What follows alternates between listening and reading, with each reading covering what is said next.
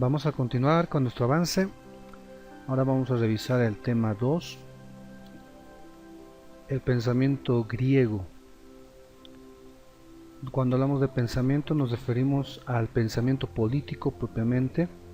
La historia se divide en 4 edades: la edad antigua, media, moderna y contemporánea, cada una con sus propias características. Por ejemplo, hablamos de la edad antigua, que abarca los años 3000 a.C., cuando se puede hallar rastros de la escritura antigua, así que todo lo anterior al 3000 años antes de Cristo es considerado prehistoria.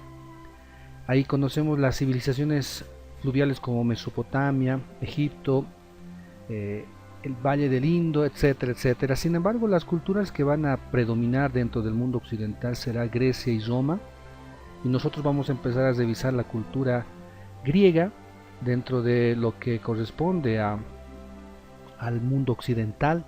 Luego estaremos viendo a Roma y bueno, la característica que va a influir a todo nuestro hemisferio occidental. Se considera entonces que la Edad Antigua comprende el año 3000 antes de Cristo hasta el 476, caída del Imperio Romano de Occidente, el inicio de la Edad Media, y el pensamiento que va a predominar dentro de esta etapa es el cristianismo, un pensamiento teocéntrico, por el cual se van a llegar a explicar los fenómenos naturales de la naturaleza a través de la fe. En este caso observamos el surgimiento del sistema del feudalismo, también el origen del Islam, las cruzadas, el origen también de las universidades como centros de estudio, acumulación del conocimiento, ya en una etapa en la que se está preparando para el renacimiento. La Edad Media se va a extender hasta el 1453, cuando Roma va a caer definitivamente. Hablamos del lado oriental y el surgimiento del humanismo, del renacimiento. El pensamiento cristiano va a decaer en el siglo XVI con la Reforma, 1517. Va a producirse también la formación de los estados modernos, las monarquías absolutas. Si nos damos cuenta, el pensamiento cristiano de la Edad Media va a influir bastante en la composición política de las monarquías absolutas. Luego tendremos el surgimiento de la Edad Contemporánea en 1789, que se va a extender hasta el presente, la Revolución Industrial. Tenemos ahí las primeras, Segunda Guerra, la Guerra Fría, bueno, el terrorismo, globalización, hasta la revolución de la tecnología al presente. Como característica también distinguimos que a partir del humanismo, el renacimiento, el pensamiento se va a volver antropocéntrico. Ya no vamos a tomar en cuenta a Dios, sino el ser humano y su felicidad, las corrientes liberales también que van a surgir. La postura teocéntrica se va a quedar en la Edad Media, muy limitada, pero que ha prevalecido durante siglos y que también lo hemos heredado nosotros. Hoy en día podríamos resumir que somos la unión del pensamiento griego y del pensamiento cristiano, junto con nuestras características indígenas originales también de nuestra región. Por lo tanto, el pensamiento cristiano tendrá estas 3 fuertes corrientes. Claro que otras más que se han ido acumulando, pero estas son las que van a predominar. Y recordamos que en esta ocasión vamos a revisar el pensamiento griego, lo más importante, ¿no? Cada edad, por lo tanto, tiene características en el pensamiento que se ha llevado a que los hombres puedan organizarse en sociedad. Este pensamiento ha prevalecido y se ha ido manteniendo, por ejemplo, aceptando la esclavitud. En algún momento se consideraba que había hombres que nacen esclavos, que por su naturaleza son esclavos. Hoy entendemos todo lo contrario, que todos somos libres e iguales. Así que el pensamiento occidental, del mundo occidental, ha penetrado bastante la cultura griega, en la política y bueno, en todas las otras ramas. Eso es muy evidente. Por esta razón es importante estudiar a sus principales exponentes y su pensamiento político. Hablamos de Sócrates principalmente. Dentro de la política, dentro de la ciencia política, estaría Platón y Aristóteles. Vamos a revisar entonces, dentro del pensamiento griego, el tema 2, el comienzo de la filosofía política. La filosofía política en su forma pura y sistemática tuvo su origen en la antigua Grecia en el siglo V a.C. Esta es la civilización que va a dar el impulso al estudio del fenómeno del Estado, la organización de la sociedad, desde un punto de vista filosófico. En otros lugares, hablamos del lejano oriente, la religión y la política estaban íntimamente ligados. Por ejemplo, India, China, Egipto, Babilonia, etc. Ellos entendían que la política y la religión eran una, de modo que se podía llegar a conclusiones, por ejemplo, que los gobernantes eran divinidades, de que eran dioses que podían gobernar a sus sometidos, a toda la población, que todos los recursos, que todo el territorio le pertenece a este ser divino. Los griegos aparecen como el primer pueblo que rompió las cadenas de la mitología y la religión, separando la ciencia de la superstición. Esto es algo importante que ha caracterizado a los griegos, hacer a un lado la parte ideológica referente a la superstición, a la religión, y hacerlo a un lado lo natural que podían ellos apreciarlo y estudiarlo. Lo que no significaba que no creyeran en dioses o demonios, por el contrario, en Atenas se dijo que era más fácil encontrar a un dios que a un hombre, pero la política era más importante que la religión dentro de una etapa ya de desarrollo del estudio de la ciencia política. Al principio había dificultades, por ejemplo, Pitágoras, el 500 a.C., definía la justicia política como un número multiplicado por sí mismo, o un número al cuadrado que simbolizaba la armonía, la simetría y la igualdad. Observamos que este personaje, que es muy reconocido dentro del ámbito de las matemáticas, tiene dificultad al apreciar la justicia política. Bueno, los pensamientos se han ido formando en ese sentido, en esa dirección, y tuvo sus dificultades al principio. Los primeros filósofos políticos fueron los llamados sofistas en Atenas en el siglo V a.C., caracterizados por su moral convencional, impulso de los derechos del individuo y la completa emancipación del pensamiento de la religión. Para ellos podían explicar en sus palabras, en sus discursos dentro de las calles allá en Atenas, explicar las realidades en base al razonamiento y ya separarlo de la religión. Enseñaron el origen contractual del Estado en primer lugar, es decir, que el Estado se va a formar en base a la manifestación de voluntad de la población. Esto es llamado un origen contractual. Contractualmente se va a formar el Estado.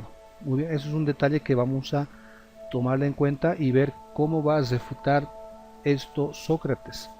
Consideraban a las leyes como una expresión de fuerza superior, pero desprovistas de santidad, que llegaban a ser imperfectas, podían ser mutables estas leyes de expresión de fuerza superior, que también va a ser refutado por Sócrates. Vamos a ver, los sofistas no son muy caracterizados por una filosofía racional, tal vez se iban incluso hasta las especulaciones. Sócrates, sin embargo, va a impulsar el método de la dialéctica y expuso la falsedad de las sentencias sofistas, enseñando por el contrario que, en primer lugar, el Estado era de origen natural e inevitable. Aquí vamos a tomar en cuenta el punto de vista de el derecho natural. El Estado existe porque naturalmente existe. Yo quisiera hacer una comparación. Si las matemáticas han existido después del hombre o las matemáticas existen antes que el hombre. Porque si las matemáticas y el hombre están relacionadas, muy bien, pero ¿cuál es primera?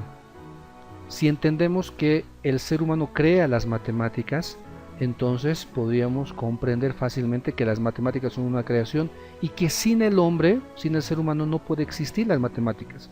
Bueno, en este caso estamos tomando un poco de filosofía del derecho natural, que lo vamos a ir también recordando en el surgimiento de la Edad Moderna. El Estado era de origen natural e inevitable de tal modo. La ley era sagrada e inmutable y que el poder estaba sujeto a un derecho eterno. Este es el derecho natural, una ley eterna. La pregunta que nos hacemos comúnmente es ¿por qué los seres humanos tenemos el derecho a la libertad de expresión? La respuesta que damos generalmente es que la libertad de expresión está positivado, está escrito en las normas jurídicas. Muy bien, pero ¿por qué están escritas? Bueno, hacemos referencia a la Constitución y otras normas del derecho positivo escrito que van a darnos esta facultad de la libertad de expresión. Sin embargo, nos vamos más allá. El derecho natural lleva a entender que esa libertad de expresión que tiene el ser humano es un derecho natural para todo ser humano. Todos somos seres que tenemos esa libertad de expresión. Por lo tanto, este derecho no puede ser suprimido, más bien debe ser reconocido por el derecho positivo. Ahí tenemos una controversia entre el derecho positivo y el derecho natural. ¿Cuál es superior? El derecho positivo considerado como la norma escrita, el derecho natural como normas eternas, supremas, que existen en todo momento y que no cambian, similar a las matemáticas. Por ejemplo, 2 por 2 no va a cambiar en ningún momento, no importa en qué estado de humor nos encontremos, no importa el lugar geográfico, no importa si estamos en la luna o en otro lugar fuera de este planeta, 2 por 2 siempre va a ser 4. Más o menos, para entender como un ejemplo, el derecho natural entiende también que hay normas eternas, supremas, que no pueden cambiarse, que no pueden modificarse. Esto es un punto de vista filosófico que vamos a tomarlo en cuenta al momento del surgimiento de los derechos de la personalidad, que hablamos dentro del derecho constitucional, el derecho civil también. Por lo tanto, es la conclusión que saca Sócrates. Lo contrario a los sofistas que mencionaban que el derecho era algo que podía cambiarse, que no tenía nada de sagrada e inmutable. Para Sócrates, en cambio, no. La ley es algo sagrado e inmutable. Por ejemplo, el robo es algo malo y siempre, no importa cualquier sociedad, no importa en cualquier tiempo, siempre va a ser algo malo. Es un tipo de justicia que existe dentro de una realidad inmutable. Bueno, aquí estamos precisamente ya tocando la filosofía. Así que si nos damos cuenta, el derecho natural va a guiar en nuestro sistema de Estado de Derecho las normas positivas. Por lo tanto, el derecho natural sería superior al derecho positivo. Obviamente que aparece otra corriente, que es la corriente de la escuela histórica, que considera que las normas positivas no siempre van a derivar de un derecho natural ya preexistente al ser humano. En este sentido, entendemos también por normas preexistentes que estos derechos, estas leyes sagradas que le llama Sócrates, existen aún sin el ser humano. Existe en un plano también que podríamos comprender las matemáticas. Bueno, esta es la filosofía que estamos viendo nosotros y entendemos que el Estado para Sócrates es de origen natural, inevitable, la ley era sagrada e inmutable y que el poder estaba sujeto a un derecho eterno. Por ejemplo, la injusticia. Si hablamos de la desigualdad, si hablamos de lo que no es justo, bueno, etcétera, esto habita en un plano permanente, inmutable, eterno, llamado derecho natural. Que la sociedad estaba primero que el individuo, que el gobierno era un alto poder público que exigía los servicios del más sabio. Aquí Sócrates va a ir guiando el camino para la postura de Platón en cuanto a la organización de un Estado. Platón, vamos ahora a revisar a Platón. Todo lo que tenga que ver con Sócrates, Platón y Aristóteles, debemos ajustarlo a una forma de organización social llamado ciudad-estado. De modo que los planteamientos de Sócrates, Platón, Aristóteles, como los clásicos de la filosofía griega, del pensamiento político en este caso, se van a dirigir a la organización de un Estado, pero en la concepción ciudad-estado. Ciudad-estado es un Estado que está organizado, independiente, pero dentro de los límites de una ciudad reducida, pequeña, no de millones de habitantes como hoy lo podríamos ver una ciudad, sino una ciudad reducida en población, reducida en territorio, es autónoma en todas sus decisiones, la forma de expresión máxima es la asamblea. Muy bien, entonces ahí es donde explicamos y acomodamos el planteamiento ya mencionado de Sócrates, y en este caso lo vamos a hacer con Platón. Platón y el estado ideal. Platón desde sus 20 años se vuelve discípulo de Sócrates. Su pensamiento es calificado de idealista, ya que decía que al contemplar el mundo real perceptible por los sentidos, todo lo que vemos hoy, lo real, lo que observamos, palpamos, este no es una realidad auténtica, pues esa realidad está precedida por la idea. De este modo, Platón es un idealista. Cuando hablamos de platónico, esa palabra nos hace referencia a algo que no se puede alcanzar, muy difícilmente poder alcanzar aquel ideal. Bueno, ese es el pensamiento platónico. En el caso de Platón, busca organizar a la sociedad dentro de un llamado estado ideal. O sea, es un estado que existe dentro de la idea. Muy bien, yo quisiera hacer un poco de referencia con un ejemplo, espero que se pueda entender. Cuando nos daban ejercicios de matemáticas, en el caso mío, me era muy difícil poder alcanzar el ideal del resultado que aparecía en el libro, en los ejercicios, en la operación. Bueno, tenía que resolverse y llegar a ese ideal resultado que el libro menciona. Así que yo empezaba a realizar, bueno, las matemáticas, determinado ejercicio, y no podía llegar. Era algo muy difícil de alcanzar. Claro que practicando se lograba alcanzar el resultado que el libro me mostraba como un ideal. Platón es quien va a plantear algo similar a esto. Va a plantear su estado ideal, ese ideal por alcanzar, que en el caso de Platón, en el caso de las ciencias sociales, políticas, se hace imposible. Origen del Estado. Platón menciona que el origen del Estado está en las necesidades recíprocas de los hombres. ¿Por qué surge el Estado? Por las necesidades que tienen los seres humanos. Entonces, mire, el planteamiento de Platón es que el Estado existe porque el ser humano tiene que satisfacer sus necesidades en este espacio, ante esa población, ante esos gobernantes y sus normas, etc. Critica el Estado real. Aquí hay un título que toma Platón, Estado real. El Estado real es el Estado que puede observarlo, verlo, es la realidad. El Estado ideal es el Estado real que debe alcanzar el Estado ideal. Critica el Estado real por la ignorancia e incompetencia de los políticos y gobernantes, lo cual generan extremos entre ricos y pobres. Además que el gobernante no conoce el bien.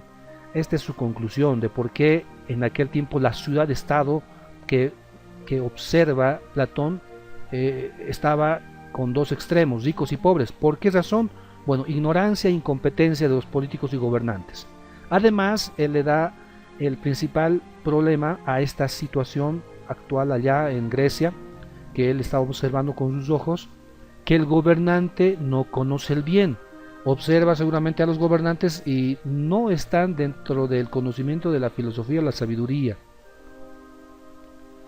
El Estado, la colectividad humana engendra al Estado, toda la gente que está unida para satisfacer las necesidades recíprocas, y la correcta reciprocidad de esas necesidades no puede concebirse sino en un estado ideal.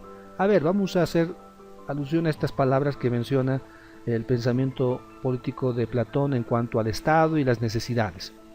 Hoy, al presente, y sin mucha diferencia en la distancia en cuanto al tiempo, podríamos hablar de siglos atrás, siempre ha habido pobres en nuestras sociedades. Siempre va a haber pobres.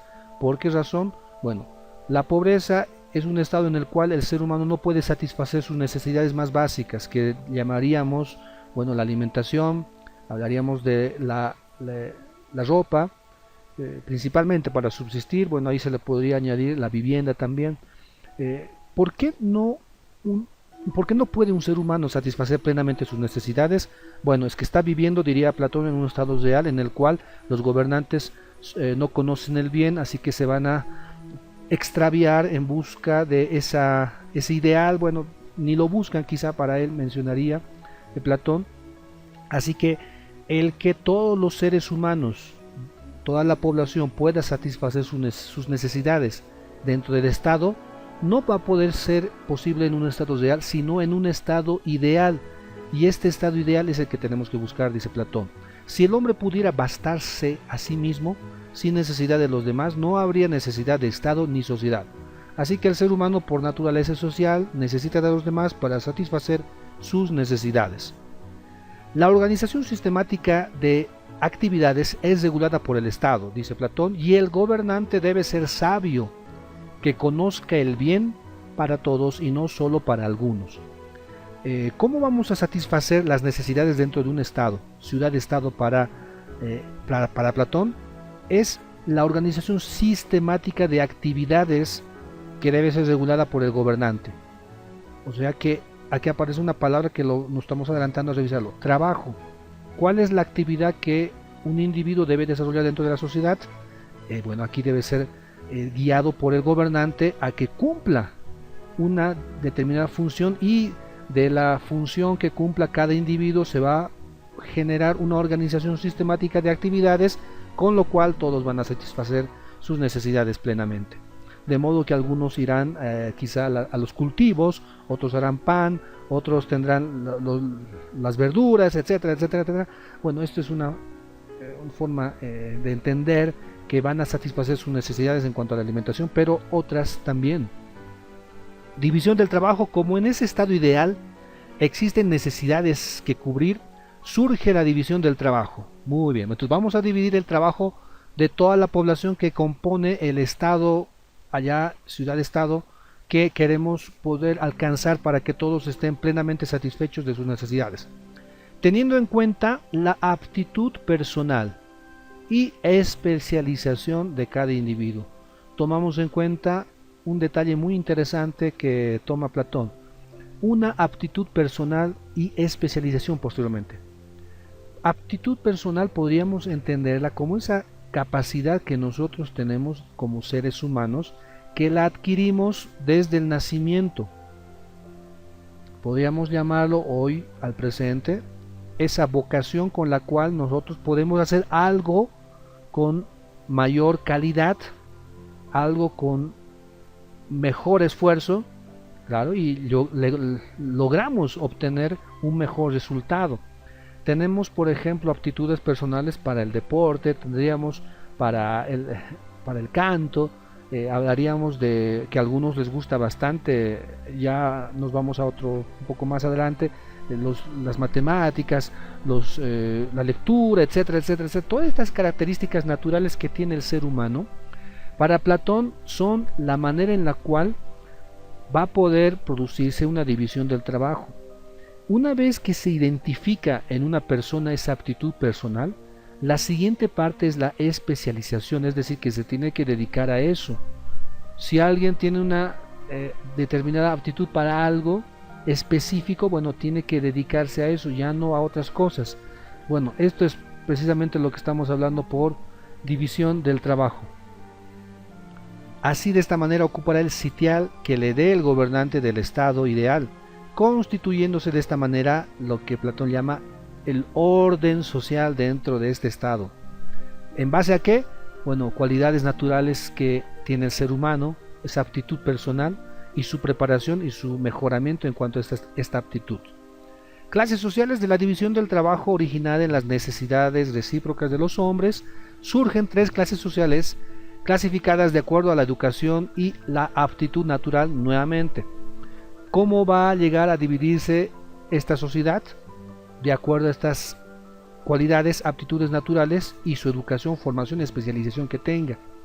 ¿Por qué el ser humano tiene estas necesidades? ¿Por qué el ser humano tiene estas cualidades naturales?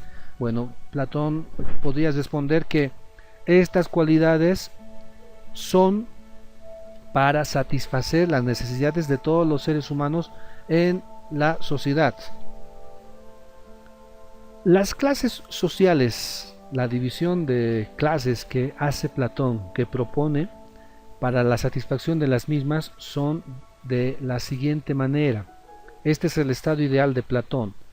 En lo más alto tenemos al filósofo rey, al gobernante, que conoce de la sabiduría. Seguidamente viene una clase de gobernantes también que van a estar junto con el filósofo rey, que son representados como la cabeza de todo este organismo. Luego vendrían los soldados, que serían dentro del cuerpo llamado estado el corazón, y luego los trabajadores y artesanos, que sería el estómago. La cabeza que va a llevar adelante la guía de este estado, el corazón que tiene ese valor de defender al estado, y el estómago que va a dar el alimento necesario que va a suministrar a todo este organismo. La estructura de esta organización de estado ideal de Platón está en base a que todos puedan cumplir un determinado rol y todos puedan salir con las necesidades satisfechas. La cabeza es representada con el oro, el corazón la plata, el estómago bronce. Los filósofos eran los gobernadores, su virtud era la sabiduría; los soldados era el ejército, su virtud era la valentía; los trabajadores y artesanos, bueno, era el pueblo en su totalidad, su virtud debía ser la templanza. Así que observamos este estado ideal en base a esas aptitudes naturales que tiene el ser humano. Sin embargo, este discurso hoy no podía ser muy bien entendido, ya que si de acuerdo a las aptitudes naturales pudiéramos ubicar a una persona dentro de algún estrato social, bueno, sería muy difícil poder llegar a concebir esta idea de que algunos nacen para ser trabajadores, de que algunos nacen para soldados y de que algunos nacen ya para ser filósofos. Es algo muy difícil de poder entenderlo hoy para nosotros. Finalidad del Estado. Para Platón, el Estado tiene que llegar a ese fin que es la justicia, y esta tiene que ser real, ¿no? Para Platón, entonces, llevar la justicia de realidad es darle a cada uno lo que le corresponde, lo que es necesario según sus aptitudes y educación. Esta definición de Platón es la que se usa para poder entender a la justicia, darle a cada uno lo que le corresponde. Sin embargo, podría tener algo de dificultad de concepción, en el sentido de que al trabajador, según el estado ideal de Platón, hay que darle lo que es de trabajador porque ha nacido trabajador. A los soldados hay que darle lo que es de soldados porque han nacido para ser soldados. Y bueno, a los filósofos para gobernar porque han nacido para ser gobernantes. La finalidad es nutrido por el trabajo de los productores, defendido por los soldados y gobernado por el filósofo rey. Esta es la característica que va mostrando del estado ideal Platón. Platón habla también de la propiedad privada. Decía que en el estado real existen multitudes empobrecidas y grupos pequeños que gozan de privilegios y derechos. Esto en el estado real. Por eso él quiere alcanzar el estado ideal. Por esta razón propone la abolición de la propiedad privada en las dos clases superiores. Imagínense que hoy podamos promover esto, que los gobernantes y parte de lo que es el ejército no tengan la propiedad privada. Bueno, esto es algo difícil de concebir en nuestra actualidad. Pero para Platón ese es el medio, porque la propiedad privada, el acumular bienes, el ganar más, el ahorrar, etcétera, que hoy así lo entendemos, genera corrupción. Bueno, para Platón es fácil solucionar esto, es abolir la propiedad privada y listo, pero en las dos clases superiores, no en la de los trabajadores, porque ahí tienen muy poco, ya que las clases de gobernantes y guerreros deben consagrarse absolutamente al Estado y por eso deben vivir en comunidad, sin tener tantos bienes, sin tener mucho dinero, mucho patrimonio que poder acumular. La familia. Platón llega a la conclusión de que la familia distrae la atención de la cosa pública, es decir, desvía la atención de las necesidades del Estado que busca justicia. ¿Por qué habla de la familia y la distracción que genera esta? Se refiere a los lazos familiares, o sea que los lazos familiares constituidos en pequeños embriones sociales generan división en la unidad social que persigue el Estado y deben ser exterminados en las dos clases dominantes. Bueno, le explico un poco. Hoy en día, si alguno de nosotros tuviéramos algún cargo dentro de la función pública, servicio público, y tuviéramos la oportunidad o la posibilidad de ayudar a personas, o mejor dicho, de contratar a personas, nosotros inevitablemente por ese lazo que tenemos de aprecio sentimental entre familia, lo que podríamos nosotros llegar a pensar, a hacer, es ayudar y dar trabajo a alguno de nuestros familiares. Eso es algo inevitable que podría suceder en nuestros sentimientos, claro, porque hemos generado lazos familiares que inevitablemente queremos el bienestar de papás, de hijos, de hermanos, etc.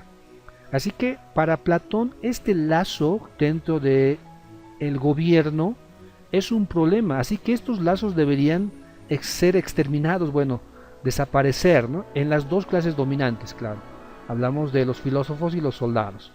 Pero en las castas de artesanos puede existir familia y propiedad privada por su función nutritiva. Ellos tienen que multiplicarse, ser varios y tener esa relación de parentesco, no importa, no hay ninguna dificultad. Hoy entendemos que dentro de la función pública no pueden haber varón y mujer trabajando en una misma institución. Hablamos del nepotismo.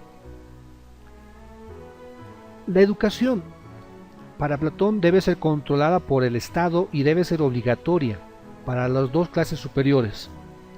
Plantea 2 ciclos de educación hasta los 19 años, una educación común, y de los 20 a los 35 donde se debe seleccionar en función a las aptitudes, y la enseñanza debe ser especializada y profesional.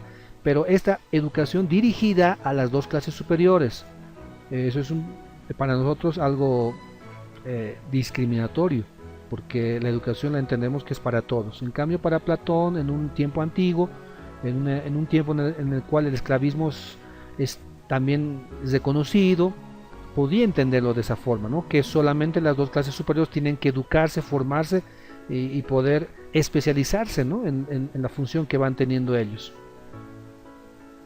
Degeneración del estado real. Bueno, entendemos que el estado real es la degeneración del estado ideal. Es decir, que aquel estado ideal que plantea Platón no existe en la realidad, sino en la idea. Y el estado que existe, que lo percibimos, que lo vemos, que lo sufrimos, bueno, es el estado llamado real.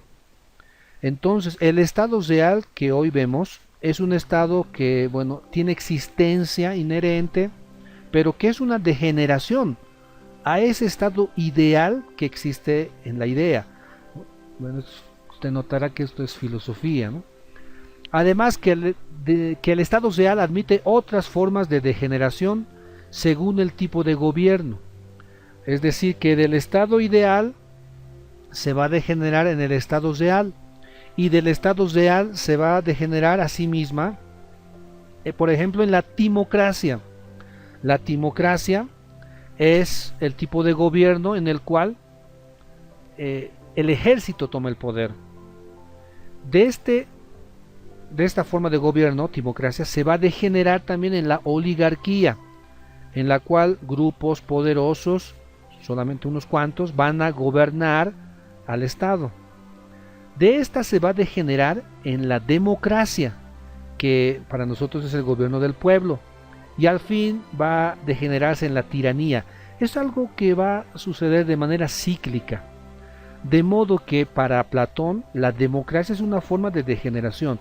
Si nos ponemos a analizar por un momento por qué para Platón la democracia es una forma de degeneración, sin embargo para nosotros la democracia es la mayor expresión, ¿verdad?, de poder, porque entendemos que todo el pueblo boliviano, por ejemplo, tiene el dominio originario de los recursos naturales.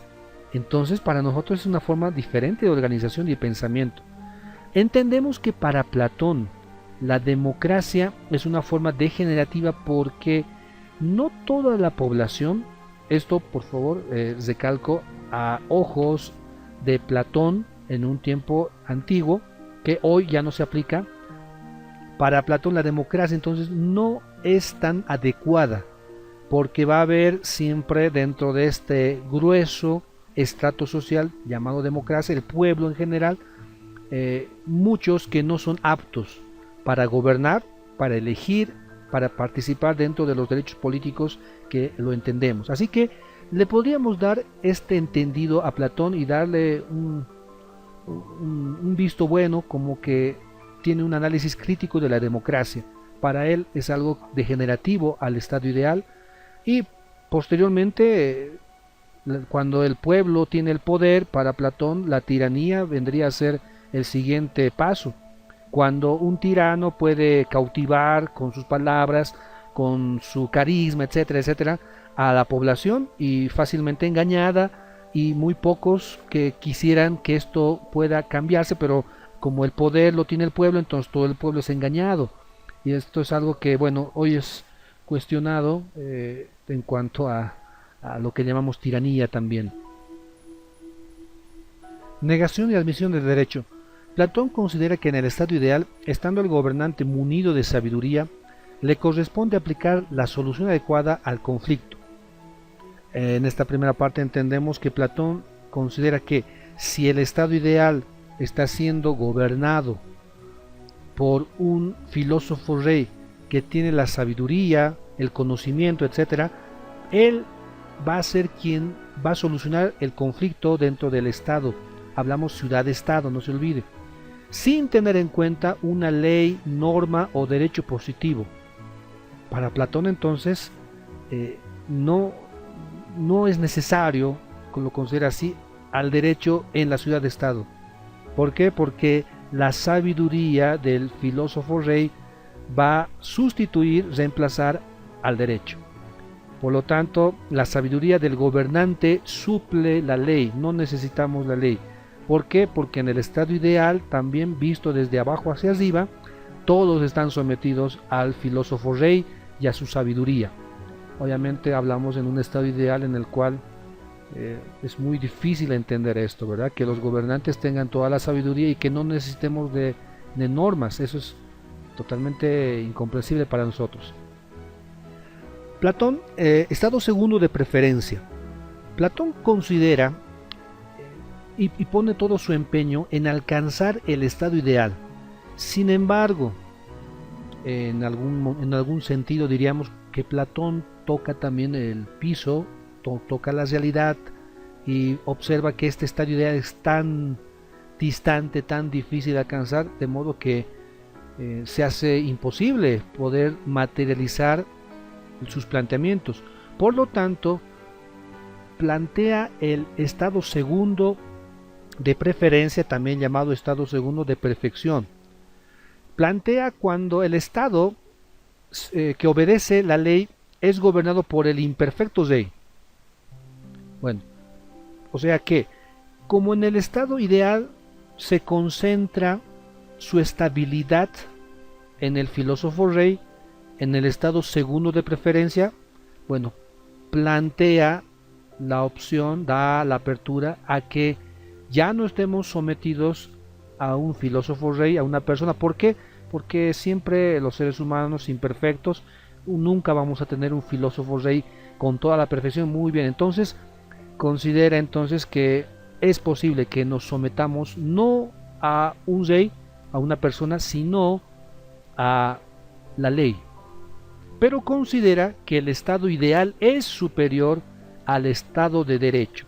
Aquí aparece un inicio de la definición de lo que hoy escuchamos llamado estado de derecho. En el planteamiento en el cual nos estamos desenvolviendo, entendemos que el estado ideal es el estado sometido al filósofo rey, al gobernante, al rey supremo que está munido de sabiduría. Es el estado ideal. En cambio, para nosotros, entender al estado de derecho es que el estado está sometido al derecho y no a una persona. Ahí ya tenemos un antecedente muy importante que no hay que olvidarlo de un estado de derecho. Es un estado no sometido a personas o a una persona, sino al derecho. Todos, gobernantes y gobernados, sometidos al derecho. Es algo que vamos a observar que Aristóteles lo va a confirmar. Equilibrio social, ¿cómo podemos llegar a ese equilibrio dentro de la sociedad? Ahí, ciudad-estado griega, está basado en la división del trabajo que produce la división de las tres clases sociales que ya hemos mencionado. Tiene que haber una división del trabajo en base a las aptitudes naturales que tiene cada persona y su especialización respectiva, filósofos, soldados y trabajadores. Pero en el estado de derecho propone una forma mixta de gobierno.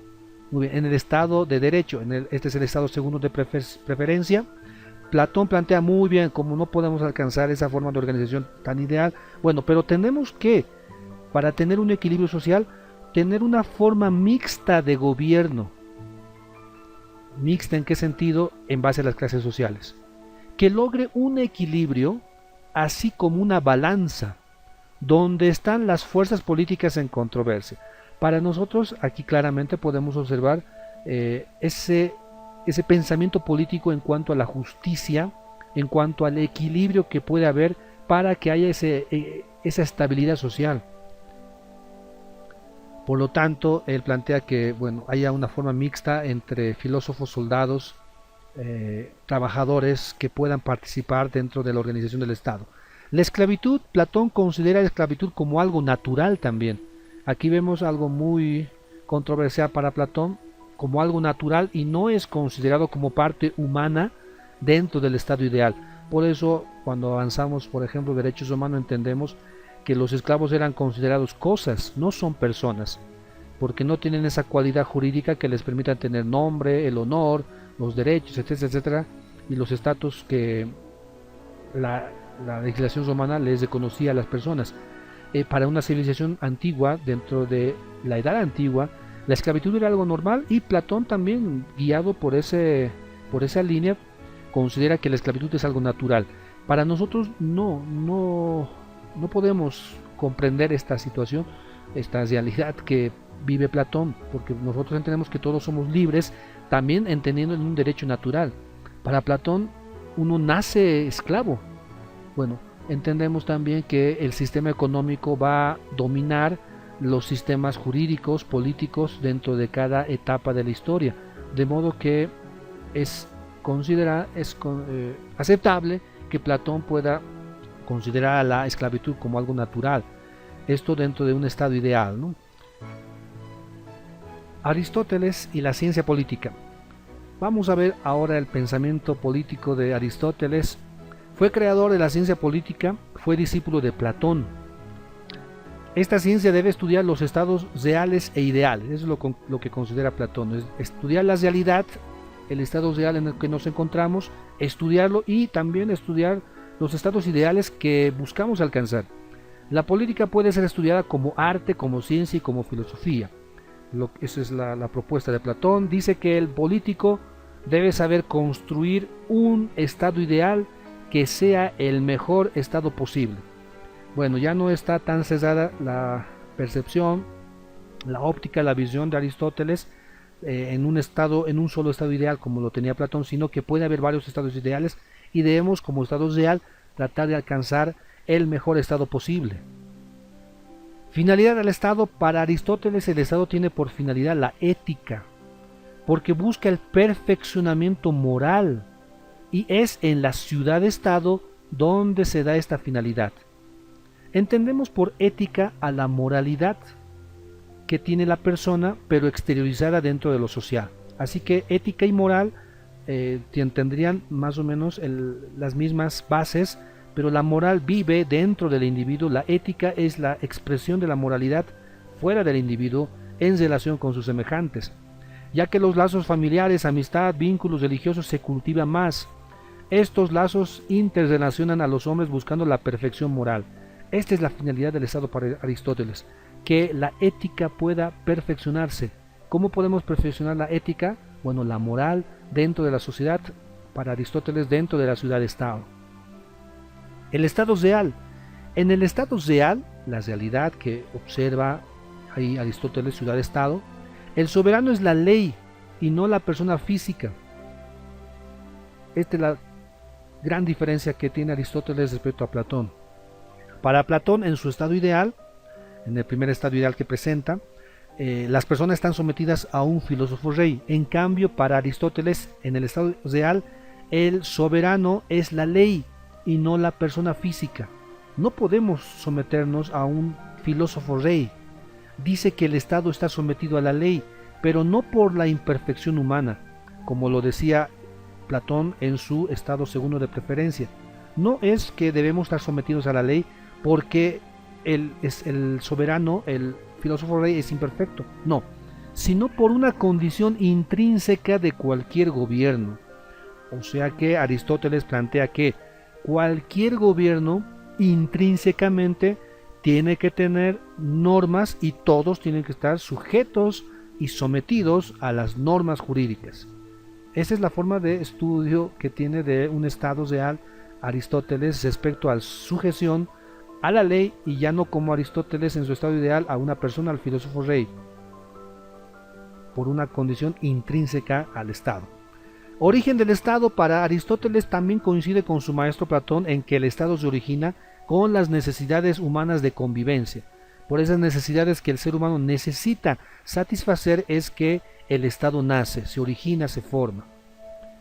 Estado y derecho. En contraposición a su maestro, para Aristóteles, el mejor Estado no es aquel que está gobernado por los más sabios y virtuosos, sino el que está regido por las mejores leyes, es decir, por el derecho. Recordamos que Platón, en su primer estado ideal, que decía, no necesitamos el derecho porque la sabiduría del gobernante, del filósofo rey, suple el derecho. En cambio Aristóteles dice, no se puede, no va a ser un estado mejor porque tenga los mejores gobernantes, sino porque tenga las mejores leyes. ¿Por qué razón? Bueno, en el estado de derecho el gobernante está sometido a la ley, también el gobernante está sometido a la ley, y todo el pueblo también, y todos sometidos a la ley. Este es el principio de lo que entendemos por estado de derecho, ya que el derecho es la razón desprovista de pasión, porque el derecho se va a mover con razón, sin pasión. En cambio un gobernante siempre va a tener pasión, aunque la razón la tenga, la pasión va a ser más fuerte para el gobernante, ser humano, persona cual fuera. Organización social. Aristóteles sostiene que el hombre tiene inclinación natural a vivir en sociedad. Esta es una cualidad que tenemos como seres humanos, a constituir una familia de tal manera que la base de la sociedad es la familia. Esta es una concepción muy tradicional, se entiende así, que es de la familia la base de toda la sociedad. Sostiene la existencia de 6 clases sociales: esclavos, artesanos, guerreros, comerciantes, sacerdotes y jueces, agrupadas en 2 grupos. Para Aristóteles simplemente lo van a unir en 2 grupos: los sostenedores y gobernantes y jueces. Ahí está unida toda la sociedad ahí griega, de ciudad-estado. Los sostenedores, los trabajadores, los que van a ir manteniendo la estabilidad de las necesidades del Estado, y los gobernantes que van a estar guiando al Estado, y los jueces que estarán resolviendo estos conflictos junto a estos gobernantes. Clases de autoridad. La autoridad del gobernante sobre sus súbditos es de igual en lo moral y político, y ambos están sujetos a la ley. Es decir, que el gobernante y los súbditos están sometidos a la ley sin ninguna diferencia. Esta es una característica de lo que llamamos Estado de Derecho. No es la misma relación entre el esclavo y su amo, eso es algo diferente.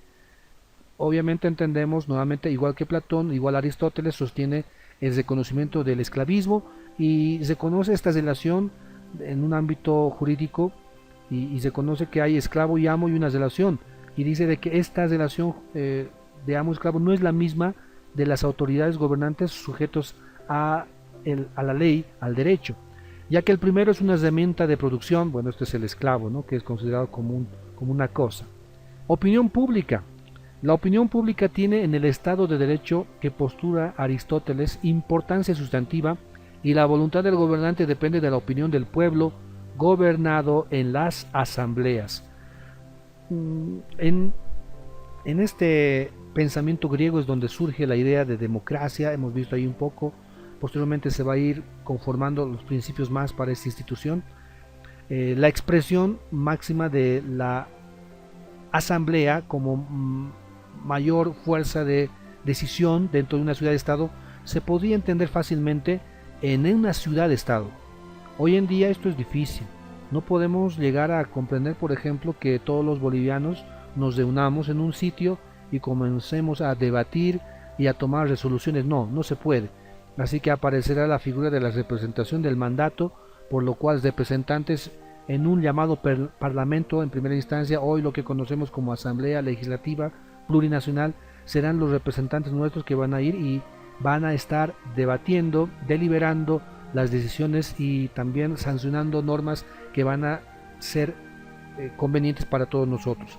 Entonces Aristóteles plantea esta posibilidad de la opinión pública, de la participación, que va a dar surgimiento a la idea de igualdad dentro de esta asamblea, en la participación, en el reconocimiento de sus derechos, etcétera, etcétera, que serán las bases para lo que hoy entendemos como una asamblea legislativa.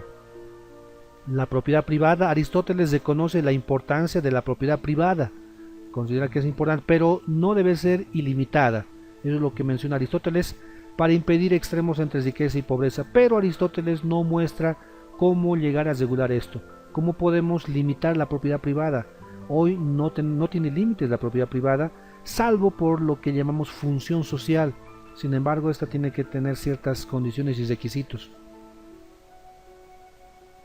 Educación. Aristóteles considera la educación como la formación de los buenos hábitos morales, entendiendo ese fin que busca como sociedad fortalecer los hábitos morales, la moralidad, para que la ética dentro del Estado pueda ser plena y que no haya dificultades, así como algunas sociedades que hoy podríamos entender, donde no hay demasiada delincuencia y que hay un orden, una justicia dentro de estas sociedades. La justicia es todo lo que está dentro de la ley, considera Aristóteles.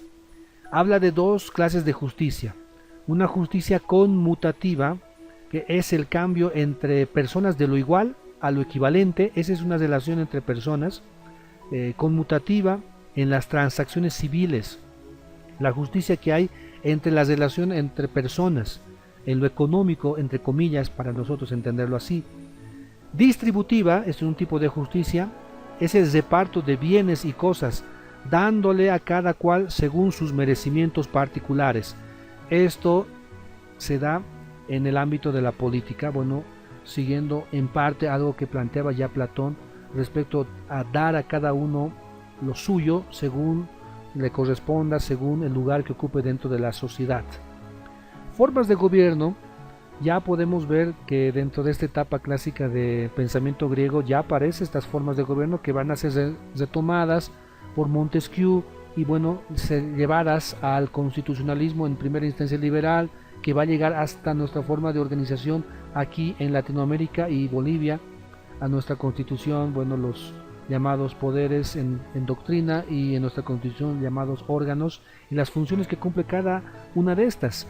Aristóteles divide las formas de gobierno en normales y anormales, o también llamadas degeneradas. Las formas normales de gobierno son la monarquía, aristocracia, democracia. Entendemos por monarquía el gobierno que toma una sola persona, la aristocracia, que es el gobierno que toma un grupo de personas dentro de la sociedad, la democracia, bueno, como el gobierno de todos y la participación de todos en el poder. Estas se van a degenerar en las llamadas formas anormales de gobierno. Por ejemplo, la monarquía se va a degenerar en la tiranía, la aristocracia en la oligarquía, la democracia en la demagogia. Para Aristóteles estas formas normales son reconocidas, pero estas formas normales pueden llegar a degenerarse, volverse anormales.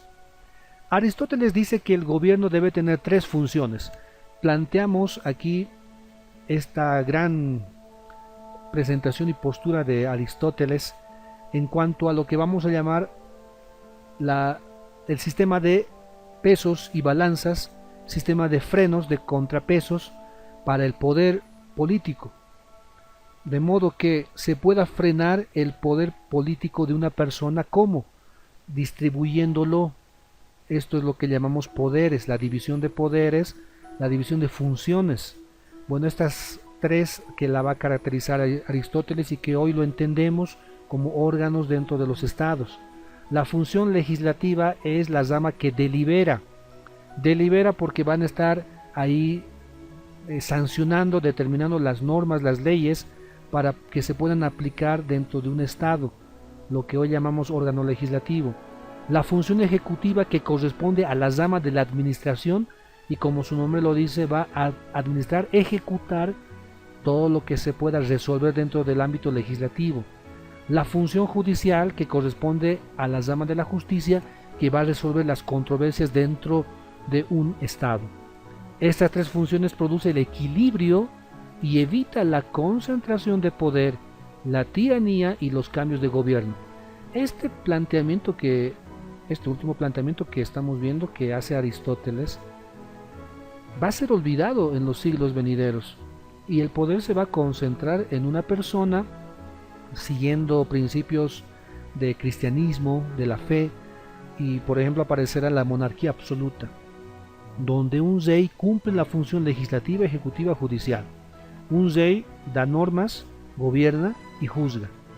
Esto se ha olvidado en una etapa, claro, por la influencia del cristianismo, como lo vamos a ver, pero que una vez que pase la Edad Media, volverá a retomarse estos planteamientos de la filosofía griega, y hablamos en este caso de Aristóteles.